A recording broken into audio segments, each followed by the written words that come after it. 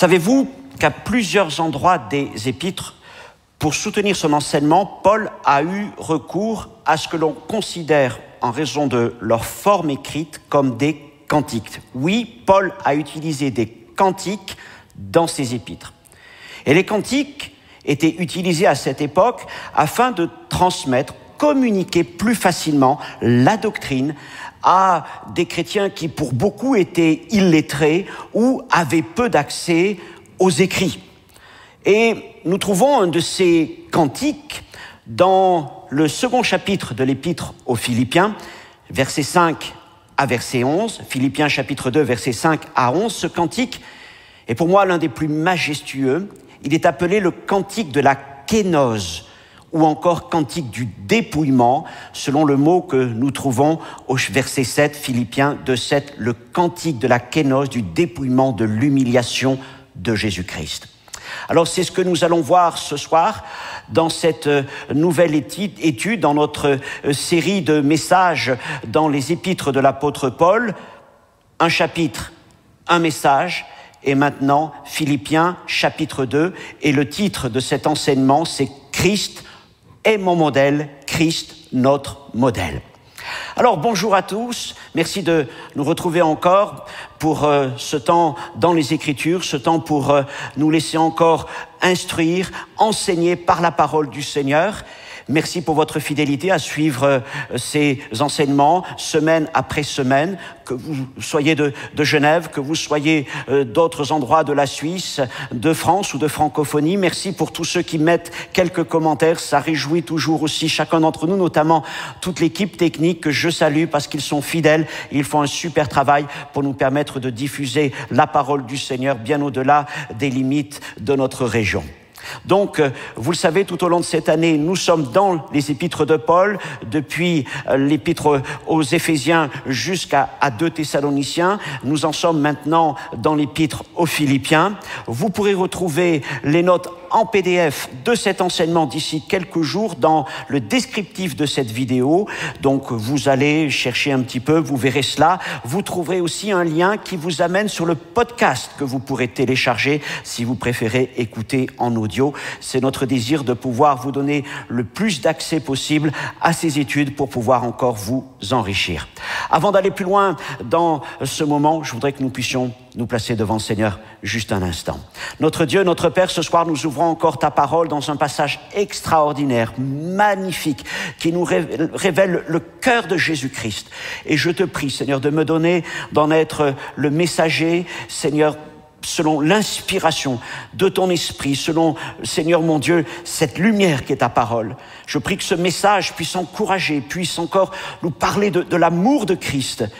Seigneur, donne-moi de dire ta parole sans en ajouter, sans en retrancher, sans la déformer, afin qu'elle soit une pleine bénédiction pour chacun d'entre nous. Merci pour tous ceux qui nous écoutent, qu'ils soient auprès comme au loin. Merci pour toute l'équipe qui est là, qui m'entoure. Seigneur, qu'à ton nom seul soit toute la gloire.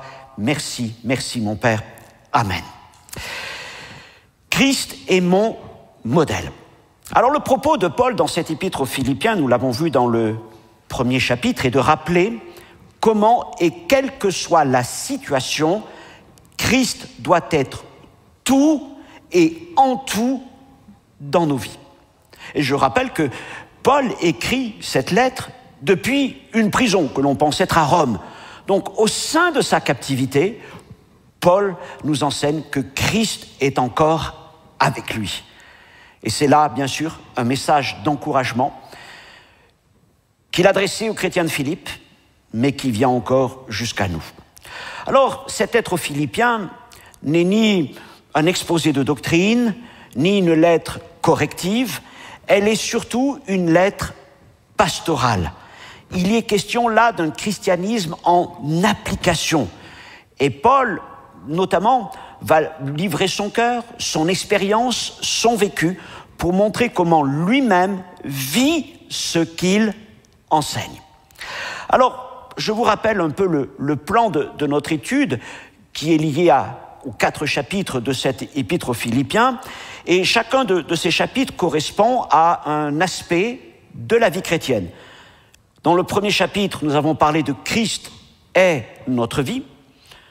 Aujourd'hui, Christ est notre modèle. Chapitre 3, Christ est notre but. Chapitre 4, Christ est notre joie et notre force. Donc ce soir, nous parlons de Christ, notre modèle. Un modèle marqué par l'humilité et le service des autres. Et certainement, voilà les deux mots que nous devons retenir de ce chapitre, si nous devrions retenir deux, humilité et service. Alors le chapitre 2 est un prolongement du dernier paragraphe du chapitre 1er, paragraphe dans lequel Paul interpelle les chrétiens de Philippe quant à ce que doit être leur conduite dans ce monde. Je vous renvoie au verset 27, seulement conduisez-vous d'une manière digne de l'évangile de Christ. Il commence par expliquer que si les Philippiens doivent être fermes dans un même esprit, luttant ensemble pour la foi de l'évangile face à leurs adversaires, ils doivent avant tout, et c'est ce qu'il développe maintenant dans le chapitre 2, ils doivent avant tout demeurer d'un même esprit avec le même amour désintéressé et la même affection les uns pour les autres que Christ a manifesté pour l'humanité. L'idée qui domine revient par deux fois dans tout ce chapitre, je viens de le mentionner, c'est l'humilité. Et nous trouvons cela notamment au verset 3 et au verset 8. L'humilité de ne pas être centré, accaparé par notre propre personne, par notre propre intérêt ou par nos désirs. L'humilité aussi de regarder notre prochain, à commencer par nos frères et sœurs, comme étant au-dessus de nous, comme Christ l'a fait, nous allons le voir. Et dans ce chapitre revient plusieurs fois cette idée clé de considérer les intérêts des autres, avant même nos intérêts. Sans ignorer nos intérêts, nous devons faire attention, prendre en compte les intérêts des autres, et c'est là un témoignage de la vie chrétienne. Alors l'humilité est le sentiment qui a caractérisé Jésus-Christ dans tout son parcours, du ciel jusqu'à la terre et jusqu'à la croix et la tombe. Elle est le sentiment qui était en Christ et que nous devons absolument développer si nous prétendons que Christ est notre modèle. Et l'idée d'humilité se retrouve dans les 4 parties de ce chapitre, ce qui va constituer les 4 points de cet enseignement de ce soir. Tout d'abord, l'humilité dans nos interactions, dans nos relations entre frères et sœurs dans l'assemblée. Ensuite, l'humilité parfaite de Jésus-Christ. Troisièmement, l'humilité du croyant. Et quatrièmement, à titre d'exemple, l'humilité de 3 serviteurs de Dieu. Premièrement, donc, l'humilité dans nos interactions, dans nos échanges, nos relations dans l'assemblée entre frères et sœurs. Et nous lisons les 4 premiers versets du chapitre 2 de l'Épître aux Philippiens, Philippiens 2, versets 1 à 4. Si donc il y a quelque consolation en Christ, s'il y a quelque soulagement dans la charité, s'il y a quelque union d'esprit, s'il y a quelque compassion, quelque miséricorde, rendez ma joie parfaite, ayant un même sentiment, un même amour, une même âme, une même pensée. Ne faites rien par esprit de parti ou par vaine gloire, mais que l'humilité vous fasse regarder les autres comme étant au-dessus de vous-même. Et que chacun de vous, au lieu de considérer ses propres intérêts, considère aussi ceux des autres. Donc, après avoir encouragé à la fin du chapitre 1er les Philippiens à rester forts et unis face aux adversaires, il les exhorte maintenant à se prévenir de tout conflit interne au sein de l'assemblée, de l'Église, du corps de Christ. Et il commence par poser 4 questions qui peuvent se comprendre ainsi. Premièrement, y a-t-il un encouragement en Christ? Y a-t-il une consolation dans l'amour?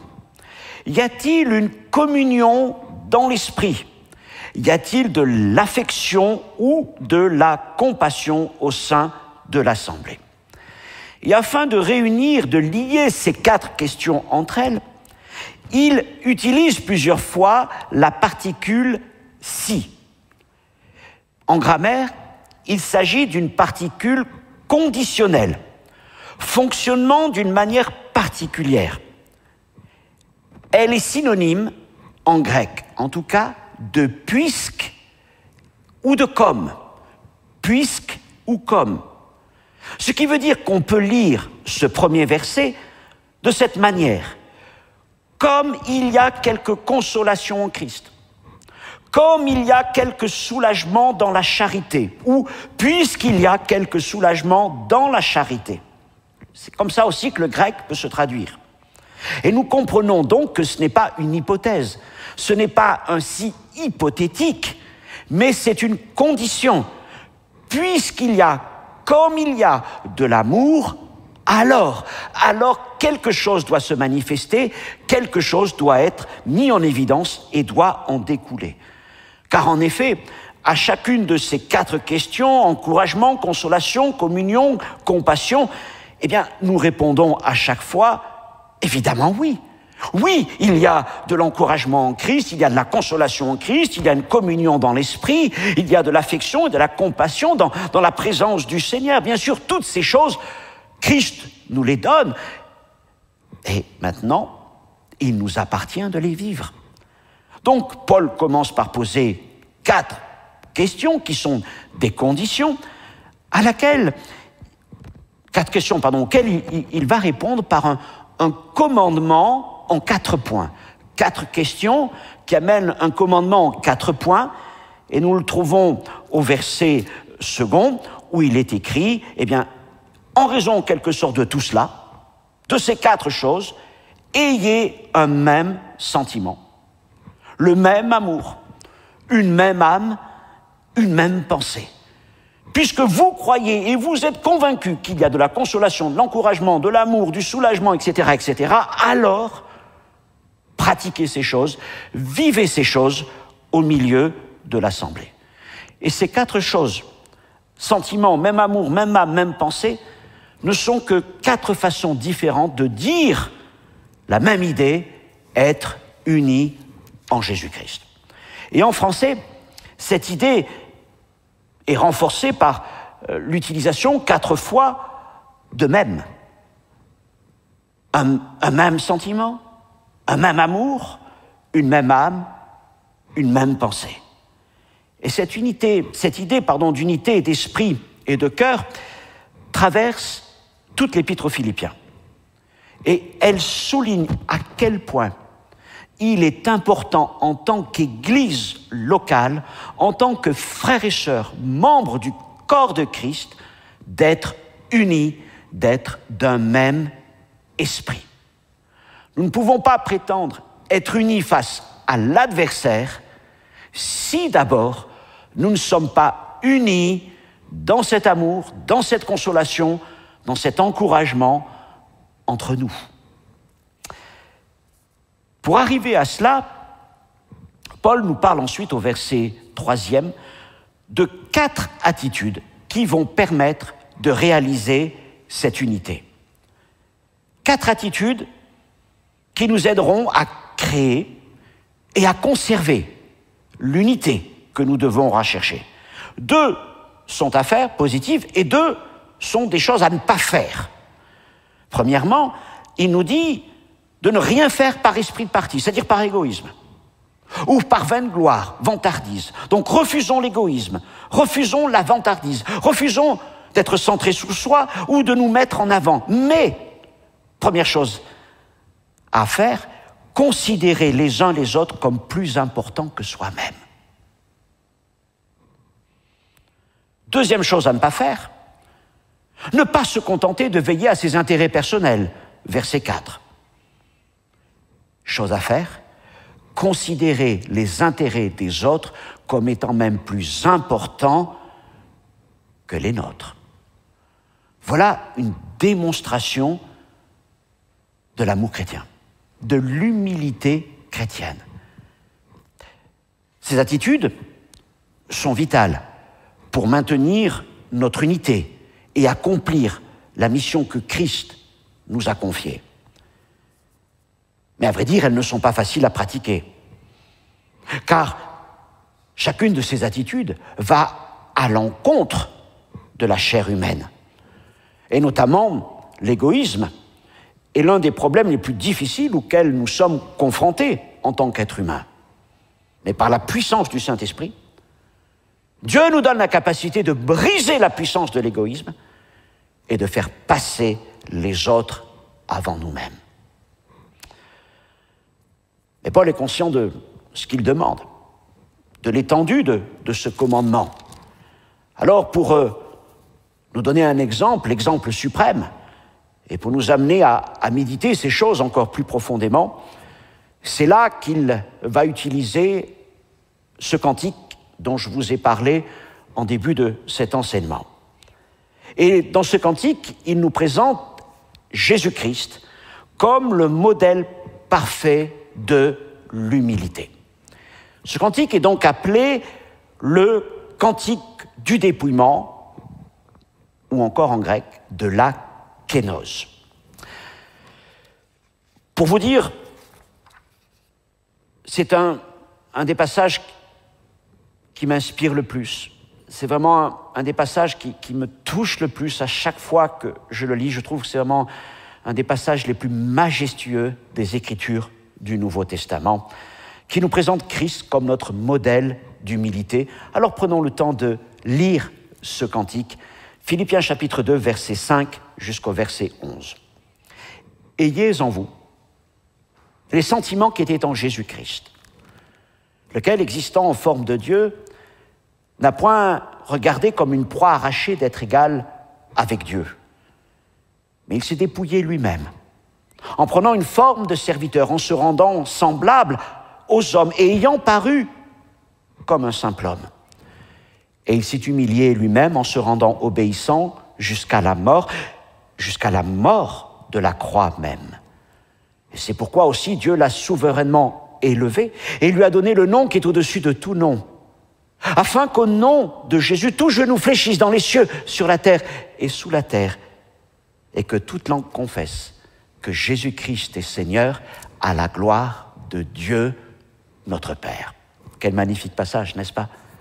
Qui nous parle de cet amour extraordinaire et de l'humilité de Jésus-Christ. Jésus est notre modèle suprême. Alors, c'est lui que nous devons suivre, mais bien plus. C'est lui que nous devons imiter. Que nous servirait-il de dire « je suis Jésus » si nous n'en faisons qu'à notre tête? Mais si nous suivons Jésus, c'est aussi avec l'impératif de l'imiter dans toutes nos pensées, dans toutes nos paroles, dans toutes nos actions. Et si nous voulons nous conformer aux paroles que nous venons de lire des versets 1er jusqu'au verset 4, eh bien nous devons développer, cultiver le même état d'esprit ou la même attitude que Christ, celle d'une vie d'humilité et de service pour les autres selon son modèle. Christ ne peut vivre en nous et à travers nous que par la manifestation d'un cœur humble, d'un cœur de serviteur. Alors, en regardant ce passage, nous nous arrêtons d'abord sur le verset 5 qui nous parle des sentiments de Jésus-Christ. Et ce verset 5, « Ayez en vous les sentiments qui étaient en Christ », prépare le terrain pour les versets 6 à 11, il en donne le ton. Il nous dit de faire ce que Jésus a fait, de penser ce qu'il pensait, mais aussi d'avoir la même attitude que lui à l'égard du service. Et ça, c'est intéressant. Le grec met cette dimension-là. Vous savez, il ne s'agit pas simplement d'avoir des bons sentiments, parce que des bons sentiments peuvent rester des sentiments. Mais dans le grec, l'idée, c'est que ces sentiments doivent amener à des attitudes visibles en vue d'actions qui pourront bénir les autres. Voilà pour le verset 5. Tandis que les versets 6 à 11 décrivent non seulement cette attitude, mais aussi la manière dont Jésus l'a mise en œuvre dans sa vie. Car encore une fois, les sentiments, même les meilleurs, restent abstraits et intangibles tant qu'ils ne sont pas exprimés physiquement, tant qu'ils ne se traduisent pas par des actions. Les apôtres, plusieurs fois, nous disent « Mais que sert-il de dire à quelqu'un « Va te chauffer » si tu ne fais rien pour l'aider, pour le bénir ou d'autres choses comme ça ?» Alors, on peut avoir des sentiments de compassion, de générosité, de miséricorde, mais si ça reste que des sentiments et qu'il n'y a rien qui en découle, à quoi cela sert-il ? Et nos œuvres, nos actions, doivent être une mise en évidence de ces sentiments qui nous animent. Ce que nous sommes doit se concrétiser par ce que nous faisons. Ce que nous faisons est une démonstration de ce que nous sommes. Je vous renvoie notamment à l'épître de Jacques. Parlons maintenant de l'humilité de Christ, c'est le thème central de ce cantique à partir des versets 6 jusqu'au verset 11. Et dans ce cantique, il y a 5 choses que nous devons comprendre et appliquer dans nos vies si nous voulons devenir des serviteurs selon le modèle de Jésus-Christ. La première chose, renoncer à nos droits pour les autres. Dans ce passage, il y a une très profonde, très haute théologie qui est exprimée d'une manière simple afin que nous puissions la garder dans nos cœurs. Mais ce qui nous est présenté là est d'une très grande valeur. Que nous dit l'apôtre Paul ? Que nous dit ce cantique ? Que Christ a toujours été, il est et sera toujours Dieu. Le Fils existait en forme de Dieu. De toute éternité, il était en forme de Dieu. Qu'est-ce que ça veut dire ? Ça veut dire qu'il était de la même nature que Dieu, le Père, il était Dieu. Tout ce que l'on peut dire du Père, que ce soit dans l'Ancien ou dans le Nouveau Testament, s'applique entièrement au Fils. Il est de la même forme, de la même nature que le Père. Et puis, Paul rajoute un deuxième élément. Il est de la même nature, de la même forme. Il était aussi égal avec Dieu. Il parle de son égalité avec Dieu. C'est-à-dire qu'il était au même rang que Dieu le Père. Le Fils ne lui était certainement pas inférieur, ni même subordonné. Il était au même rang que le Père, de la même nature que le Père, et les anges adoraient le Fils comme ils adoraient le Père. Puis le temps venu, en vue de l'accomplissement du plan du salut, du plan rédempteur, le Fils éternel a pris une nouvelle forme. Voyez, le mot « forme », nous le trouvons au verset 6, « forme de Dieu », puis nous le trouvons au verset 7, forme de serviteur. Il est donc passé d'une forme de Dieu à une forme de serviteur et il a paru comme un simple homme. C'est ce qu'on appelle l'incarnation du Fils. Et à partir de ce moment-là, le Fils est connu sous le nom de Jésus. Alors, cette incarnation du Fils en Jésus, il est Jésus, ne veut pas dire que le Fils ne serait plus Dieu. Car le Fils incarné demeure Dieu. Jésus est Dieu. C'est un mystère. C'est un mystère que, depuis très longtemps, les théologiens, les pères de l'Église ont appelé le mystère de l'union hypostatique, l'union des natures. Une expression théologique faisant référence à la double nature de Christ. Christ a deux natures. Dieu le Fils, qui a donc une nature divine, a pris aussi une nature humaine, tout en restant à la fois vrai Dieu et vrai homme. C'est la formule. Il est vrai Dieu et vrai homme. Ce qui veut dire que Jésus-Christ possède deux natures en une seule personne. Écoutez-moi bien, pour toujours. C'est un point à retenir. Car lorsque Christ a accompli son œuvre et qu'il est remonté au Père, il n'a pas laissé derrière lui ou abandonné sa nature humaine, mais en remontant auprès du Père, il est resté pleinement homme et pleinement Dieu. Et il restera ainsi pour toute l'éternité à venir. Et ces deux natures, pleinement homme, pleinement divine, restent distinctes sans se mélanger. Il n'y a pas de confusion des natures. Néanmoins, ces deux natures, et c'est là le mystère de cette union hypostatique, forment, composent ensemble une seule personne. Jésus n'est pas deux personnes, il est une seule personne avec deux natures. Jésus a vécu comme un être humain à 100%, et il a vécu comme Dieu à 100%, ce qu'il continue de faire d'ailleurs aujourd'hui. Mais dans sa chair, sur cette terre, il a combattu les mêmes tentations, les mêmes luttes que nous. Il a aussi connu les mêmes limitations et les mêmes souffrances du corps. Il a été fatigué, il a eu faim, il a eu soif, etc. Mais pour ce qui s'agit particulièrement de la séduction, des tentations, il les a surmontées. Ce que l'homme, à commencer par Adam, n'a pas pu faire, le nouvel Adam, Jésus-Christ, l'a fait.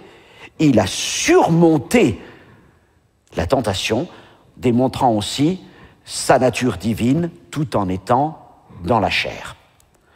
Or, Jésus vivant en nous, par son esprit, Jésus, 100% homme, 100% Dieu, vit en nous par son esprit, en chacun de ses disciples, de ceux qui ont cru en lui.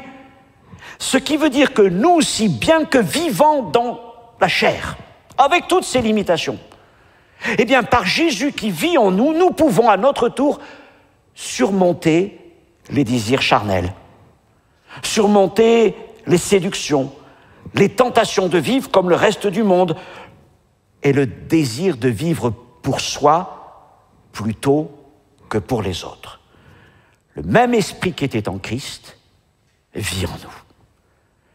Et comme le dit l'apôtre Pierre, Dieu nous a rendus participants de sa nature. Alors pour Christ, passer de la forme divine à la forme de serviteur, à la forme humaine, passer d'une égalité avec Dieu à une position de serviteur, d'esclave, a été évidemment un amoindrissement considérable. Ayant exigé de lui, verset 7, un dépouillement, une humilité, verset 8, une obéissance, verset 8 encore. Et Paul écrit qu'il n'a pas regardé comme une proie arrachée d'être égal avec Dieu, son égalité avec Dieu. Ce qui veut dire que le Fils ne s'est pas accroché à ses droits en tant que Dieu. Il ne s'est pas soucié de lui-même. Il ne s'est pas complu en lui-même, mais son intérêt s'est porté pour les autres. Et pour les autres, qui sont ces autres? Les hommes, évidemment. Pour les hommes, il a renoncé à ses droits. Il a renoncé à ses droits. Il a renoncé à sa forme divine. Il a renoncé à son égalité avec Dieu pour vous et moi. Il a renoncé à ses privilèges pour venir en tant qu'homme sur cette terre et souffrir la mort que nous méritions afin de nous donner le pardon et la réconciliation avec le Père. Alors bien que le Fils ait eu accès à tous les privilèges et à tous les pouvoirs auxquels sa divinité lui donnait droit, et croyez-le, dans le ciel, je l'ai dit, le Fils était adoré au même niveau que le Père. Quand on parle des pouvoirs et de la puissance du Fils, n'oublions pas que c'est par la parole du Fils que toutes choses ont été créées. Et l'apôtre Paul le rappelle dans les Colossiens, nous y viendrons bientôt. Et tous ces droits, tous ces privilèges, tous ces honneurs, il aurait pu les exploiter pour lui-même, voire pour dominer la création. Mais voyez-vous, et ça c'est un point très important, notez-le bien, Jésus a considéré sa divinité comme une occasion de service et d'obéissance. Il a considéré ses privilèges, il a considéré sa puissance comme une occasion de service et d'obéissance. Au lieu d'utiliser tout ce qui lui avait été donné pour son propre avantage, il en a usé pour les autres, pour ceux qui n'avaient rien, qui n'avaient plus rien, c'est-à-dire les hommes pécheurs de cette terre. Et toute l'autorité et la puissance dont il disposait sont devenues un canal de don plutôt qu'un canal d'obtention. Jésus n'a pas cherché à obtenir, mais Jésus a toujours voulu donner. Il n'est pas venu pour être servi, il est venu pour servir les autres. Il n'a pas cherché à s'élever, mais il s'est dépouillé, humilié. Certains emploient même le verbe « vider ». Il s'est vidé dans l'obéissance au Père.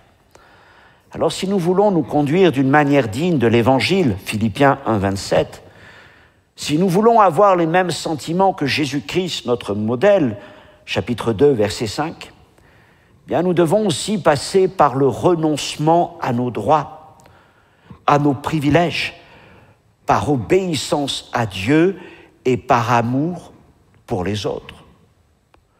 Vous savez, c'est vrai qu'aujourd'hui, dans beaucoup d'enseignements, dans cette théologie chrétienne du XXIe siècle, on parle beaucoup de notre position de fils, de fille de Dieu, d'héritier du royaume de Dieu. Et ce qui m'inquiète, c'est que parfois, on a l'impression que beaucoup revendiquent ces choses comme, oui, bien sûr, c'est un privilège, c'est une grâce extraordinaire, mais voilà, je suis fils, je suis fille, etc., etc. Ne comprenons pas que ces grâces nous sont accordées, non pas pour notre bénéfice, non pas pour notre avantage, mais pour l'intérêt de notre prochain. Ne regardons pas les grâces que Dieu nous accorde comme un canal pour obtenir, mais comme un canal pour donner et offrir. Et c'est ce que Christ nous a montré. Et si nous prétendons suivre Jésus-Christ, c'est ainsi qu'il nous faut l'imiter, c'est ainsi que nous devons agir. Servir signifie renoncer à nos droits pour notre prochain. Mes amis, quel dépouillement sommes-nous prêts à consentir pour la cause de l'Évangile? Es-tu prêt à être vidé, en quelque sorte, de toi-même, de tout ce qui t'appartient, de tout ce qui est pour toi comme un sujet presque d'élévation, de joie, de gloire, d'être vidé de tout cela pour servir ton prochain. Nous sommes là au cœur de l'engagement chrétien. Premièrement, donc, renoncer à nos droits pour les autres. Deuxièmement, deuxième enseignement de ce cantique, diminuer pour que les autres grandissent. Ça nous ramène évidemment à l'évangile de Jean et à la parole de Jean-Baptiste, diminuer pour que les autres grandissent. Alors, l'idée de dépouillement exprime le fait que, littéralement, le Fils s'est vidé de tout, je viens de le dire, de tout ce qui était important pour lui. Et il a pris la forme d'un serviteur, il était en forme de Dieu, et il est venu en forme de serviteur, le mot c'est esclave. Christ est venu parmi les hommes, non pas comme le Seigneur, ce qu'il est malgré tout, mais il est venu sous une forme de serviteur. Et en venant parmi les hommes, En dehors de certains miracles attestant sa divinité, Jean nous en parle de quelques-uns, à commencer par l'eau transformée en vin lors des noces de Cana, Jean chapitre 2, en dehors de ces miracles qu'il nous rapporte, en dehors de ce moment secret où il manifesta une part de sa gloire sur cette montagne appelée montagne de la transfiguration devant 3 de ses disciples, Pierre, Jean et Jacques. La plupart du temps, Christ a comme caché sa gloire. Il a retenu sa gloire et il a retenu ses attributs divins. Vous voyez, sur la montagne de la transfiguration, c'est comme si il avait libéré une partie de cette gloire qui retient. Alors j'ai dit une partie, parce qu'il eût été impossible aux hommes de pouvoir contempler la gloire du Fils de Dieu. Si vous voulez avoir une idée de cette gloire de Jésus-Christ, de ce qu'elle est aujourd'hui dans le ciel, je vous renvoie au premier chapitre de l'Apocalypse. Lorsque, au jour où Jean, sur cette île de Patmos, a été visité par le Seigneur, il l'a vu apparaître dans cette gloire-là. Et encore, c'était une gloire qui était retenue. Mais quand Jean le voit devant lui, à la manière de Daniel dans l'Ancien Testament, il tombe presque comme inanimé, comme mort, car aucun homme ne pourrait voir la gloire de Dieu et vivre. Et sur cette montagne de la transfiguration, Jésus révèle une part de cette gloire. Ça a duré quelques instants, peut-être quelques heures, le temps de son entretien avec Moïse et Élie. Ce fut des moments glorieux. Rappelez-vous, Pierre disait, il est bon que nous restions sur cette montagne, dressons des tentes pour toi, pour Moïse et pour Élie. Et cet événement qui a duré ce qu'il a duré a tellement marqué la vie de l'apôtre Pierre que dans sa deuxième épître, il parle encore de cette majesté glorieuse du Fils de Dieu qu'il a vu sur la montagne. Il en a tellement été marqué que des décennies plus tard, il se rappelle de cet événement. À vrai dire, quiconque parmi nous ne pourrait contempler qu'un instant la gloire du Seigneur, je pense qu'il s'en souviendrait pour toute sa vie, car il n'y a rien de plus beau, de plus lumineux, de plus éclatant que la lumière, que la gloire de notre Seigneur.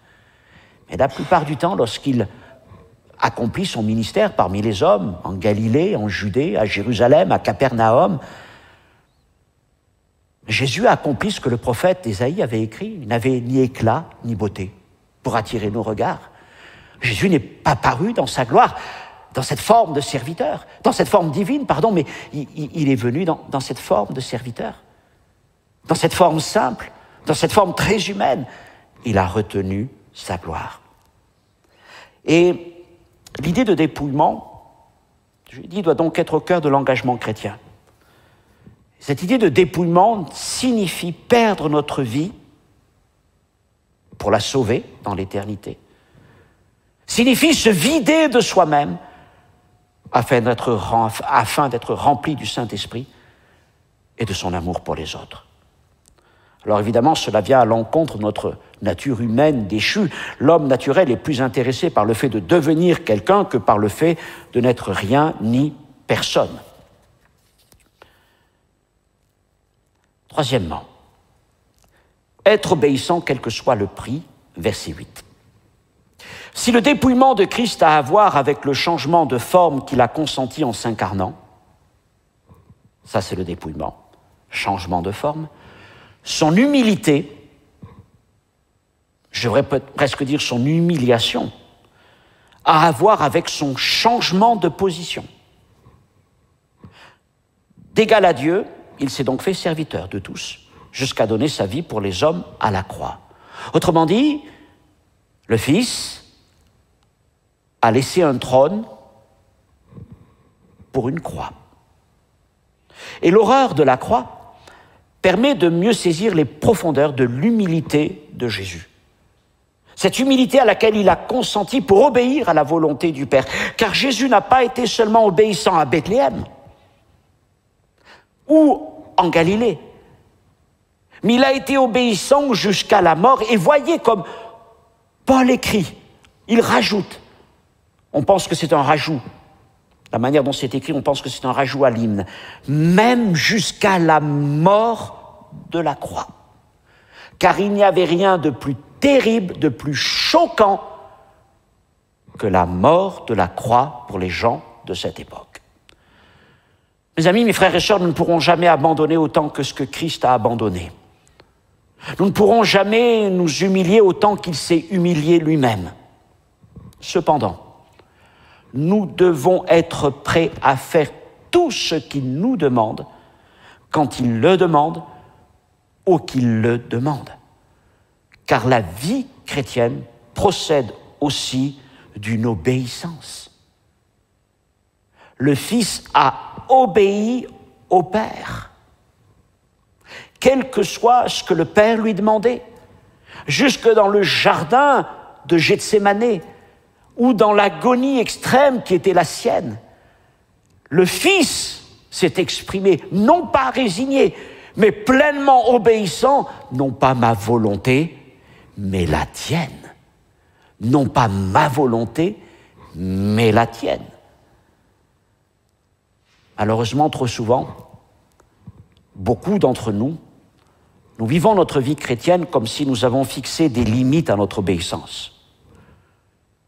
Nous définissons les paramètres de notre service, de notre engagement. Alors nous disons à Dieu, bien voilà, je suis prêt à servir, mais dans telle ou telle condition, à tel ou tel moment, de telle ou telle manière, de telle heure à telle heure, dans tel ou tel endroit, pour faire ceci ou cela. Et nous nous convainquons nous-mêmes d'ailleurs que ce que nous demandons est tout à fait légitime, que Dieu nous comprend parfaitement vu tout ce que nous avons à faire dans cette vie et que jamais nous demandera de faire quoi que ce soit en dehors de ces paramètres et de ce cadre que nous lui avons présenté. Et il nous faut le reconnaître, notre obéissance est sélective. Est sélective.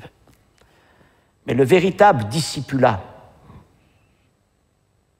consistant à suivre Christ implique aussi d'obéir à notre Seigneur, quel que soit le prix, quel que soit l'appel, quelle que soit la manière. Jésus a dit dans Luc 14, 27, « Quiconque ne porte pas sa croix et ne me suit pas ne peut être mon disciple. » Servir signifie être obéissant, quel que soit le prix. Quatrièmement, l'humilité récompensée, versets 9 à 11. Parce que Jésus a été obéissant, se dépouillant, s'humiliant, payant le prix, il a plu au Père ensuite de l'exalter. Le Père l'a ressuscité d'entre les morts. Le Père l'a élevé jusque dans le ciel, le faisant asseoir à sa droite. Et il a fait de lui le Seigneur des Seigneurs. Il lui a donné le nom qui est au-dessus de tout nom. Et un jour venu, tout genou fléchira et toute langue confessera que Jésus-Christ est Seigneur à la gloire de Dieu notre Père. Et le principe est le suivant. Dieu récompense le service humble et obéissant. Dieu récompense ses serviteurs. Matthieu 23, 11, Jésus dit, « Le plus grand d'entre vous sera votre serviteur. Celui qui s'élèvera sera abaissé, tandis que celui qui s'abaissera sera élevé. » Mais je dirais, ne cherchez pas à être élevé par les hommes. Cherchez à être élevé par Jésus-Christ. Ne cherchez pas les récompenses des hommes, car si vous cherchez une récompense parmi les hommes, le Seigneur vous le dit, vous n'aurez pas de récompense auprès du Père. Mais si vous n'avez pas de récompense parmi les hommes, soyez convaincus que Dieu vous garde une récompense éternelle auprès de lui. Gloire à Dieu. Certaines de ces récompenses que Dieu nous accorde aussi sont pour cette vie. Jésus dit, dans Jean chapitre 14, verset 26, « Si quelqu'un me sert, le Père l'honorera. » Et Dieu nous rend au centuple. Et il dit, dans cette vie avec des tribulations, mais en plénitude dans le ciel, dans les temps à venir. Cinquièmement, être serviteur, c'est davantage être que faire. Alors, il n'y a pas de vie authentique en Jésus-Christ qui ne soit en même temps, par la puissance du Saint-Esprit, transformé à sa ressemblance.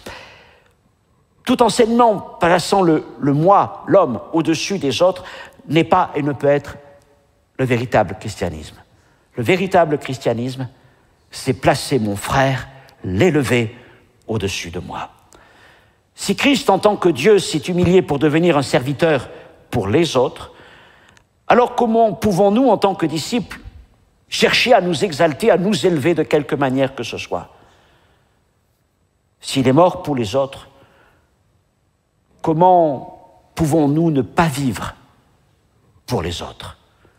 Christ est notre modèle d'humilité. Troisième partie, versets 12 à 16, bien, nous allons venir un peu à une partie pratique, en tout cas, appliquer l'humilité du croyant à l'œuvre. Donc, après avoir commencé par nous exhorter à l'humilité, à placer les intérêts des autres au-dessus de nous-mêmes, ensuite, après nous avoir présenté le modèle parfait Christ, l'humilité, maintenant, il en vient à ce que nous devons appliquer. Comment mettre à l'œuvre cette humilité, versets 12 à 16, prenons le temps de les lire.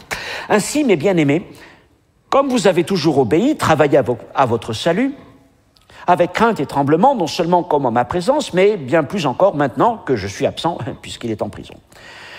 Car c'est Dieu qui produit en vous le vouloir et le faire selon son bon plaisir. Alors faites toutes choses sans murmure, ni hésitation, afin que vous soyez irréprochables et purs, des enfants de Dieu irrépréhensibles au milieu d'une génération perverse et corrompue, parmi laquelle vous brillez comme des flambeaux dans le monde, portant la parole de vie. Alors, je pourrai me glorifier au jour de Christ de n'avoir pas couru en vain, ni travaillé en vain. Amen. Le cantique de l'humilité de Christ n'est pas simplement un exposé doctrinal, mais c'est aussi un modèle à imiter. Et Paul continue son raisonnement, son développement, en se tournant maintenant vers le croyant. Et vous notez que le premier mot de ce passage, celui qui fait le lien donc entre le cantique et cette nouvelle exhortation, c'est le mot « ainsi ». C'est un connecteur. Ce qui veut dire qu'il existe un lien entre les deux paragraphes. Il existe un lien entre le cantique de l'humilité de Christ et l'application concrète auprès du croyant. Les deux sont liés. Le second procède du premier. L'idée, c'est que les sentiments mènent à des actions. Ayez en vous les sentiments qui étaient en Jésus-Christ, verset 5, et maintenant, verset 12, voilà ce que vous allez devoir faire, vous allez travailler. Donc vous allez mettre en œuvre, vous allez pratiquer.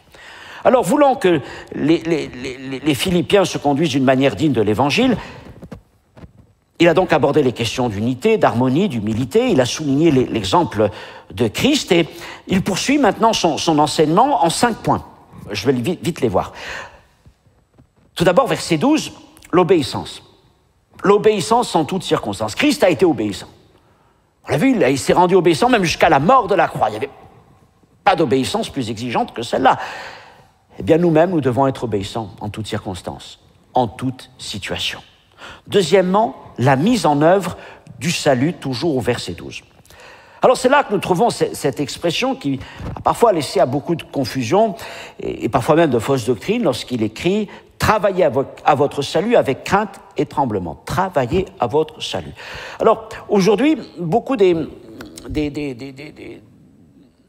versions contemporaines, pour éviter les confusions, traduisent d'une manière un peu différente. C'est la même idée par rapport au grec, mais c'est plus clair. Par exemple, la Semeur va dire, au lieu de travailler à votre salut, elle dit « faites fructifier votre salut ».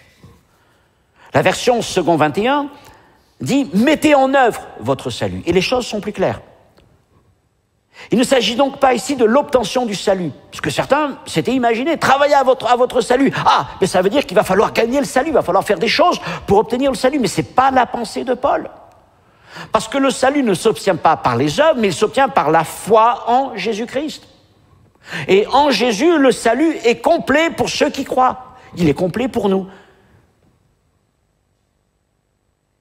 Mais il n'est pas forcément complet en nous. Il est complet pour nous, mais il n'est pas forcément complet en nous. Et c'est à cela que nous devons nous consacrer selon le modèle de l'humilité de Christ. Nous devons travailler à faire fructifier, à faire grandir ce salut que Christ nous a communiqué.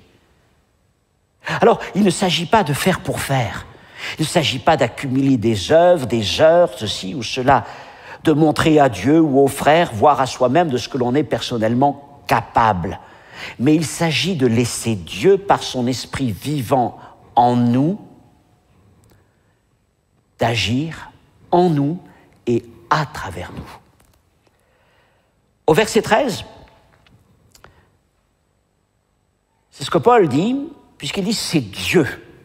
C'est pas l'homme, c'est pas vous, pas le pasteur, mais c'est Dieu qui produit en vous le vouloir et le faire. Alors, vous pouvez noter ceci, c'est que le verbe produire et le verbe faire, en fait, en grec, c'est le même verbe.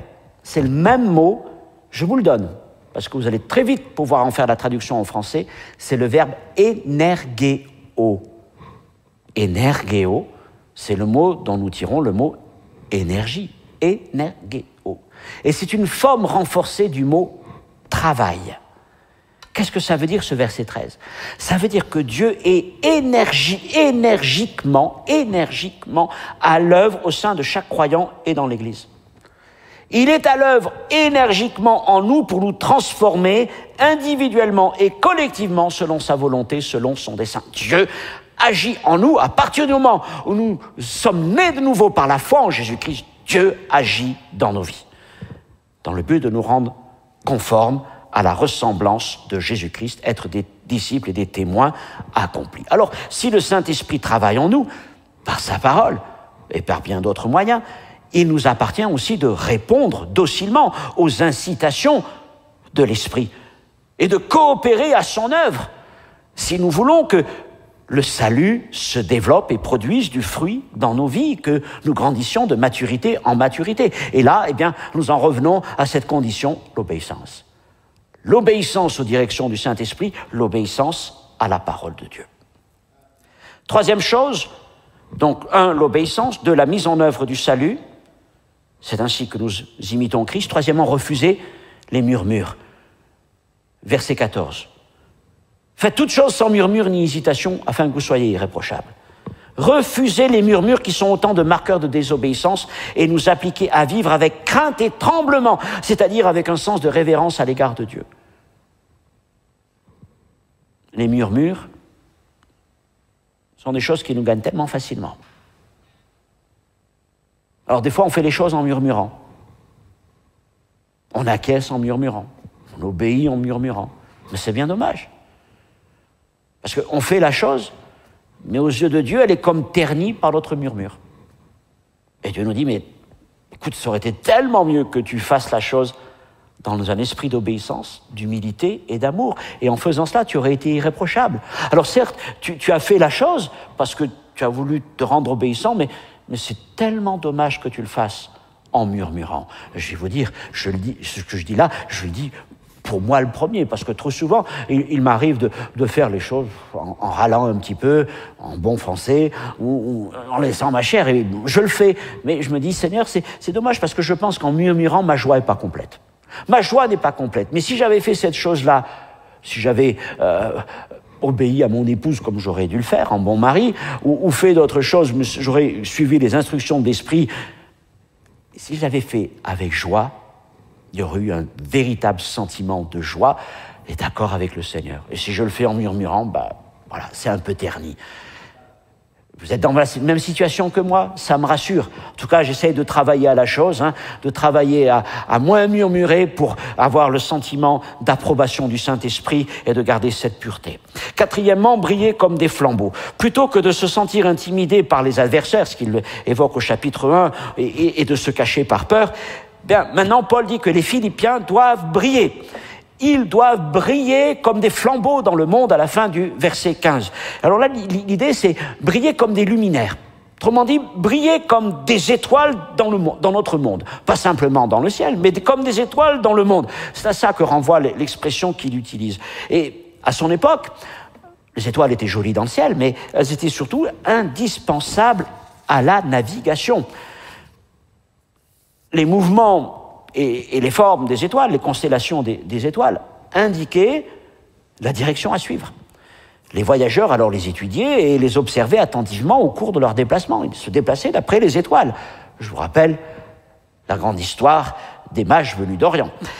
en s'attachant à Jésus-Christ, les chrétiens de Philippe devenaient un peu comme des luminaires, c'est ce que dit le Seigneur, vous êtes des lumières pour éclairer le chemin des autres vers Jésus-Christ et les conduire jusqu'à lui.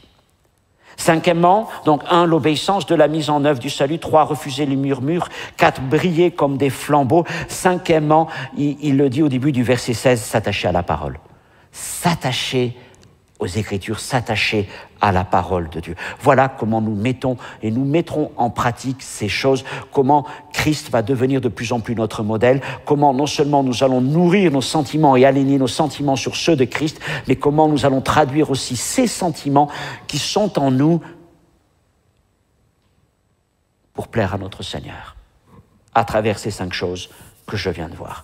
Alors, je finis rapidement maintenant par la dernière partie, l'humilité de 3 serviteurs. Je ne vais pas lire tout le passage qui est un peu long, vous pourrez le faire par vous-même, puisqu'il couvre la moitié de ce chapitre, des versets 16 jusqu'au verset 30. C'est 3 exemples, l'humilité de 3 serviteurs de Dieu. Paul va citer 3 cas, en commençant par le sien, par évoquer son propre témoignage, puis celui de 2 autres hommes de Dieu, Timothée et Épaphrodite, pour leur montrer ce qu'est une vie d'humilité, ce qu'est une vie de quelqu'un qui suit Jésus-Christ comme son modèle. Premièrement, donc, Paul. Et pour Paul, je parlerai d'une vie offerte. Versets 17 et 18, vous pourrez les lire. Paul, une vie offerte. Pour exprimer ses dispositions de cœur, je rappelle qu'il est en prison, et l'issue peut être la mort. Paul utilise une image puissante. Il se compare à une libation. Une libation, c'est quoi? Une libation consistait en une coupe de vin qui était versée sur l'autel où un sacrifice venait d'être offert. Donc on offrait un sacrifice, un animal, et il y avait une libation, cette coupe de vin qui était répandue. Et comme l'autel était embrasé, il y avait un feu ardent, la libation, le vin, était entièrement absorbé par la chaleur et il disparaissait dans une bouffée de vapeur. Et là, en prison, Paul dit qu'il est prêt à s'offrir en libation. Il dit, je vais peut-être perdre ma vie. Il le dit au chapitre 1. La mort m'est un gain, je vais peut-être mourir. Mais vous savez, ce n'est pas ma vie qui est importante. Parce qu'elle n'est qu'une libation versée à côté de l'offrande suprême Jésus-Christ. Ma vie n'est pas importante. Ce qui est important, c'est votre foi. Votre foi est l'offrande précieuse et principale. Et nous voyons en Paul un exemple d'humilité et d'abnégation, prêt à mettre en pratique ses propres enseignements, ses propres principes. Peut-être que demain, quand il écrivait ça, il devrait offrir sa vie pour la cause de Christ. Il ne le fera pas tout de suite, il le fera dans quelques années lorsqu'il aura achevé sa course. Mais il a toujours considéré sa vie comme cette libation qui vient là, comme pour être répandue sur le sacrifice parfait. Que notre vie soit une libation entre les mains de Dieu. Deuxièmement, Timothée, le serviteur des intéressés, versets 19 à 24. À Rome, Paul, s'il est à Rome, ce que beaucoup pensent, mais il se pourrait qu'il soit ailleurs, en tout cas il est en prison, et là, il fait le constat, il regarde les gens qui sont autour de lui, il est un peu désespéré parce qu'il trouve qu'il y a beaucoup de chrétiens autour de lui qui sont plus soucieux de leurs intérêts personnels que de ceux des autres, y compris ceux de Jésus-Christ et de son œuvre. Mais heureusement, il y a Timothée. Et Timothée est différent, et il dit de lui qu'il ne poursuit pas d'objectifs personnels, de plus, il est resté à ses côtés. Et parmi tous ceux qui restent là, et je ne sais pas s'ils sont encore très nombreux, apparemment pas trop, mais en tout cas, Timothée est le seul qui soit soucieux, autant que lui, du bien-être des chrétiens de Philippe. Non seulement parce qu'il les connaît depuis longtemps, puisqu'il était déjà là au début de l'œuvre de Paul et de Silas à Philippe. Lorsque Paul et Silas ont été mis en prison et battus, Timothée était déjà avec eux. Et il avait donc contribué à la fondation de l'Église. Mais au-delà de tout ça, avec les années, il avait gardé quand même cet amour, et surtout dans son cœur. Et ça, c'est vraiment la disposition d'un serviteur de Dieu. Il y avait une humilité et une foi éprouvée. Il y avait une disposition de cœur, mais aussi un désir de se rendre utile, de servir.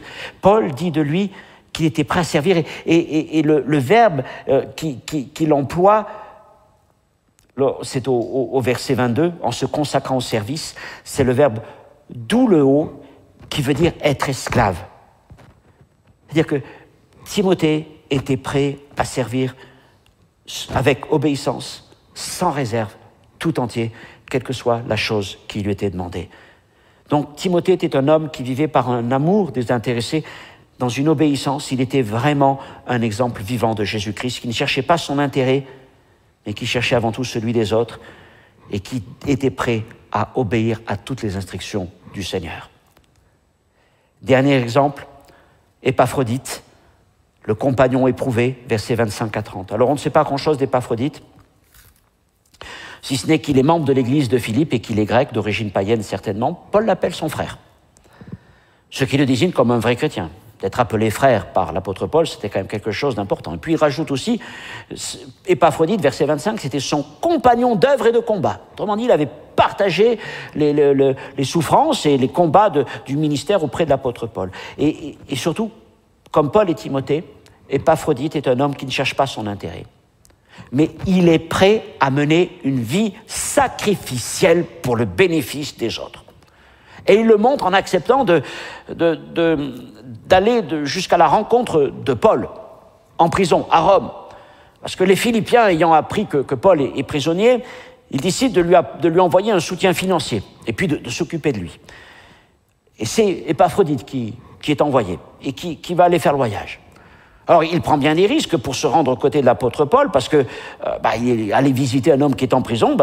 Pourquoi est-ce que tu viens le visiter? Ça pouvait l'exposer un petit peu, mais ça, il s'en soucie pas. Lui, ce qu'il veut, c'est servir. Et puis, pendant le voyage, il tombe malade. Apparemment, une maladie assez sévère, puisqu'il va frôler la mort. À tel point qu'au bout de quelque temps, Paul va préférer le renvoyer auprès des Philippiens, parce qu'il ne veut pas le voir dépérir. Mais vraiment, Épaphrodite est un homme qui sert selon le modèle de Christ. Désintéressement, obéissance, humilité, prêt à servir les autres. Quand je pense à Épaphrodite, j'ai plein d'exemples de visages, de frères, de sœurs, dans lesquels j'ai pu voir ce cœur de Jésus-Christ, ce désintérêt, cette vie sacrificielle, une démonstration de l'œuvre de l'Esprit, de ce cantique. Ils vivaient le cantique du dépouillement. Ils n'ont pas regardé une telle ou telle forme, ils n'ont pas regardé telle ou telle position, mais ils étaient toujours prêts à servir Dieu. Et Paul demande aux Philippiens d'honorer Épaphrodite et d'honorer de tels hommes, verset 29. Alors j'en arrive à ma conclusion de ce long enseignement, mais quel chapitre merveilleux, extraordinaire, qui est un développement de l'apôtre Paul à mener une vie digne de l'Évangile, Philippiens 27, face aux adversaires et surtout entre chrétiens. Et tout le chapitre se construit autour de Jésus-Christ, notre modèle parfait d'humilité, d'obéissance, d'abnégation. Et selon ce modèle parfait, les chrétiens de Philippe et nous-mêmes, nous ne devons pas chercher notre propre intérêt, mais en toute humilité, eux et nous, devant considérer les autres comme plus importants que nous-mêmes. Et si les Philippiens devaient combattre dans un même esprit et lutter ensemble pour la foi de l'Évangile face à leurs adversaires, il était tout aussi important qu'ils demeurent d'un même esprit, avec le même amour désintéressé, avec la même affection les uns pour les autres. Encore une fois, que servirait-il de prétendre défendre l'Évangile, proclamer l'Évangile à l'extérieur, si à l'intérieur, nous ne le vivons pas entre nous? Ce chapitre se termine par des applications concrètes dans les personnes de Paul, de Timothée et d'Épaphrodite. Et nous amène à nous poser quelques questions. Comment considérons-nous la vie chrétienne? Cherchons-nous à être servis ou à servir? Est-ce que l'Église est un canal pour obtenir ou pour donner? Est-ce que je vais dans l'assemblée pour recevoir ou pour donner et partager? Nos sentiments et nos actions sont-ils empreints de l'esprit de Christ ou de l'esprit du monde? Alors, mes frères et sœurs, mes amis, Christ nous a livré, nous a donné l'exemple, en plus, il nous a donné le modèle parfait.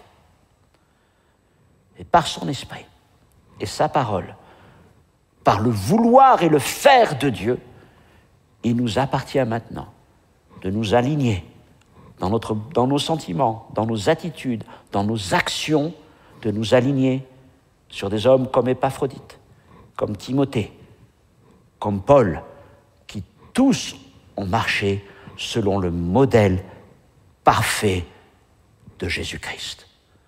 Voilà l'enseignement de ce chapitre 2. Je vous encourage à prendre le temps de lire, de relire ce chapitre et toute l'épître aux Philippiens, peut-être en reprenant les notes de ce message, afin d'intégrer par vous-même, en demandant au Saint-Esprit de vous conduire dans cette lecture, pour vous montrer comment Dieu veut encore agir dans votre vie et à travers votre vie, afin que Christ soit pleinement formé en vous. Christ est mon modèle. Christ est notre modèle. Amen. Merci de m'avoir écouté. Merci pour votre fidélité. Et nous nous retrouvons pour une prochaine étude, non pas la semaine prochaine, car nous avons un temps de jeûne et prière dans notre assemblée, mais dans 15 jours, pour parler donc du chapitre 3, qui est intitulé « Christ, notre but », d'après le verset 14. Donc, ça sera le troisième enseignement dans cette série sur les Philippiens. Que Dieu vous bénisse. À bientôt.